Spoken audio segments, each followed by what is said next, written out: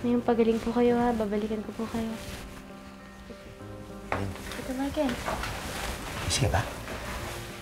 Medyo po. Kinulang po kasi kami mga doktor eh.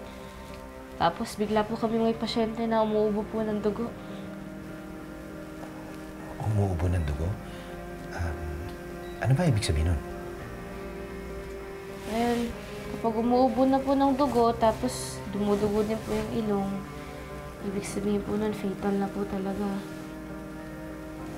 Yung iba po, naabot ng 1 linggo. Yung iba po, kinabukasan lang. May chance pa ba yun? Kapag po kasi dumugo na po yung ilong, talagang fatal na po yun eh.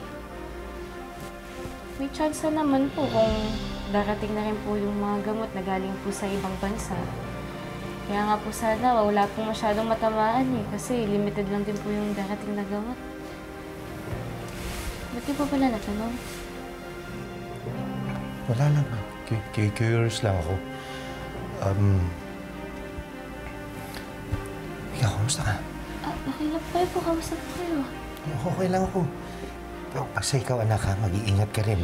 Ayoko magkasakit ka. Opo, Tatay Michael. Sige po, labas na po ako. Ingat ka. Love you. Love you.